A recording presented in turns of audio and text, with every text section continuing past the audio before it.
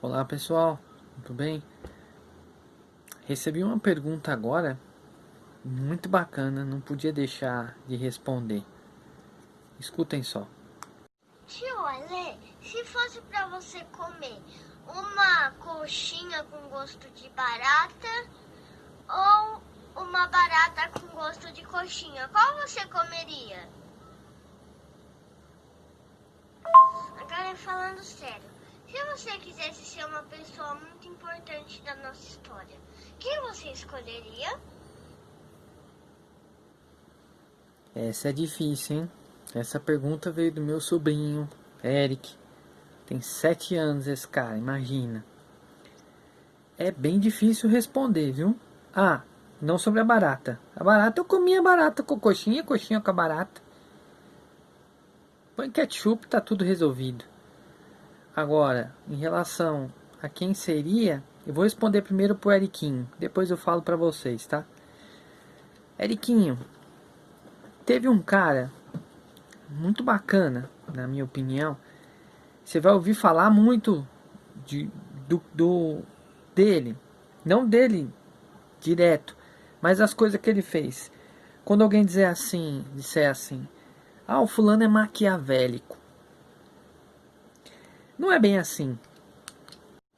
E por que eu estou dizendo que não é bem assim? Porque ele fez um livro uma vez para ajudar um menino um pouquinho maior do que você a ser rei. Esse menino perdeu o pai e a mãe e ele herdou o reino. E ele tinha 15 anos, um pouquinho maior que você só, e tinha que aprender a ser rei. E ele escreveu um livro como se fosse uma cartilha, um livro desses que você usa na escola para aprender as coisas, sobre o que era e como ele podia fazer para ser um bom rei. Tá aqui, ó. O livro é esse aqui. O Príncipe. Nele, até peço licença, para falar do Sr. Niccolo, que chamam de Nicolau, Maquiavel. Ele escreveu esse livro para ajudar o menino, que era um menino, né? Tinha 15 anos só, a aprender a ser rei, que ele ia encontrar muita coisa ruim mesmo, como a vida, né? E ele não ia ter mais o pai e a mãe para ajudar. Então ele escreveu esse livro. Esse livro foi tão importante e tão bom que daí vem essa expressão que você vai ouvir muito ainda. Ah, o fulano é maquiavélico. E por que eu disse que não é bem assim? Porque ser maquiavélico não quer dizer que a pessoa é ruim. Mas no meu entendimento, ser maquiavélico é alguém que entende das coisas, que planejou alguma ação ou situação para que aquela coisa acontecesse, ou que entende como o sistema funciona e mostra nu e cru. E aí as pessoas tendem a achar que ele é maquiavélico no sentido de ser mal. Eu tô achando que você não entendeu bem, mas qualquer coisa você me pergunta de novo, tá bom? Então, respondendo sua segunda pergunta, que não é a da barata, é sobre quem eu gostaria de ser. Tem um montão de gente, tá? Que eu gostaria de ser. Um montão mesmo. Mas eu achei que o Maquiavel ia ser o cara mais fácil de eu explicar pra você. Fora ele, tem um cara chamado Nietzsche. Eu não espirrei. Não precisa dar saúde. É Nietzsche. Outro grande pensador. Tem um outro cara que acho muito legal. Chama Martinho Lutero. Sensacional também. Ele fez uma revolução na religião. Mais pra frente você vai aprender e eu vou te ajudar se você precisar. Mas o cara mais bacana que eu acho que influenciou muito e que deixou... Ele nem tinha essa ideia de ser um pensador, um cara, né, que ficasse pra história. Mas ele escreveu, o livro que ele escreveu que eu mostrei é tão bom, foi tão bom. Já tem, acho que ele é mais velho que o nosso país, esse livro. E olha quanto tempo durou, hein? Então, por aí você vê como o livro é bom. Mas, com o resto do pessoal que está assistindo o vídeo, é bem por aí. A obra mais conhecida dele é O Príncipe, mas não foi só ela. Na verdade, ele nem era um filósofo, acho que ele nem tinha essa noção, né, na época. Ele escrevia peças de teatro também, ele era um dramaturgo. Escreveu inclusive um livro muito bom, uma peça, né, que chama Mandrágora. Se você quiser saber mais sobre a Mandrágora, também pode me mandar aí, que eu faço um outro vídeo mais pra frente sobre a Mandrágora, que é muito legal a história da Mandrágora. Mas falando sobre o príncipe e sobre a grande obra pela qual ele ficou mais conhecido, foi isso. Um cara que sofreu muito, ele estudou bastante. A maior parte dos grandes pensadores não tem, isso é uma coisa que não tem como escapar. Acho que para ser um grande pensador, ou os que foram, estudaram, leram muito, falavam muitas línguas além do italiano, que na época nem era italiano, porque não existia a Itália ainda quando ele escreveu o livro. Eram várias, não sei se dá para chamar de república, ou municípios, ou povoados, ou coisas assim, que depois resolveram se juntar. E aí a história eu já não manjo tanto, mas eu sei que depois, muito tempo depois, é que veio a Itália. Ele era de Florença, se eu não estiver enganado, florentino. Então a história que eu contei do Maquiavel é muito bacana as pessoas saberem, terem essa noção. Ele não era, na minha visão, de quem conhece um pouquinho da obra dele, não era mal, não, de jeito nenhum, muito pelo contrário.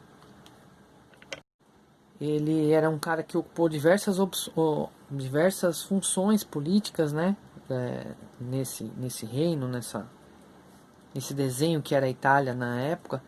Ocupou muitos cargos, muitas posições. Então ele aprendeu muito, ele viu muita coisa, participou de muita negociação, da política, né? Ele aprendeu na prática o que era política. E deve ter sido muito duro e sofrido para ele. Então acho que é até uma certa injustiça dizer que pejorativamente, usar pejorativamente o termo maquiavélico, do lado ruim, como se fosse ruim ser maquiavélico. Mas eu não estou julgando ninguém que entenda ou ache ou aprendeu que ser maquiavélico é ser ruim, porque eu também aprendi assim. E só quando eu pude ter um pouco mais de contato com a filosofia foi que eu comecei a entender. Outra coisa importantíssima que dizem, que dão a ele, e essa é sem uma grande glória, que ele diz que teria ele dito a frase que os fins justificam os meios. Não foi ele que disse isso. Eu não sei nem se alguém disse isso, mas eu acredito, apesar de eu já ter pesquisado, lido algumas coisas e não encontrei essa explicação, não encontrei de quem seria essa frase. Eu acredito que essa frase foi atribuída a ele por conta de algumas passagens do próprio livro O Príncipe. Entre elas, uma que eu acho bem legal, a mais marcante para mim. Faz bastante tempo que eu li, mas eu me lembro bem dessa parte, que ele fala dos exércitos, quem precisa ter um exército de mercenários e um outro exército de fiéis, né, de leais. E por quê? Por que ter dois exércitos? Resumidamente falando, muito resumidamente, é porque os mercenários vão fazer o que você mandar, o que você quiser. E às vezes na política você vai precisar fazer coisas que não são exatamente boas. E inclusive esse exército dos mercenários, eles podem, em cumprimento de uma ordem sua, receber uma proposta melhor e se voltarem contra você. E aí você vai precisar do exército dos leais, que esses leais não vão fazer o que você mandar de qualquer jeito sem te perguntar, porque eles têm um caráter, teriam que ter, né, esse caráter, essa formação mais rígida, mas eles vão ser leais a vocês. Então, se algum dia você tiver algum problema com esse exército dos mercenários, os leais vão te defender. É uma coisa bem importante, né? Por que se pudesse escolher, seria o Maquiavel? Porque eu acho que eu tenho um jeito parecido com o dele. Ele tinha um jeito de atuação, ou ele gostava de viver mais nos bastidores, mais na retaguarda. E eu acho que o meu perfil é mais ou menos esse também. Não sou muito de aparecer, nem sei como é que eu tô aqui fazendo vídeo, mas tô. Então acho que eu tenho um jeito parecido com o dele. Nesse sentido de comportamento, não de resto. De resto, nunca vou me comparar com um cara desse tamanho, né? Mas o perfil psicológico, do pouco que eu conheço, nessa parte de comportamento é parecida com ele. Então, seria por isso que eu, se pudesse escolher, teria escolhido o seu Maquiavel. Então é isso, pessoal. Não vou me alongar muito, porque tem muita história do Maquiavel, tem muita coisa boa, muita coisa interessante. Inclusive, se você tiver alguma dúvida, pergunta, sugestão, reclamação, por favor, manda aí nos comentários. Se inscreva no canal, deixa o seu joinha. Seu joinha me ajuda muito.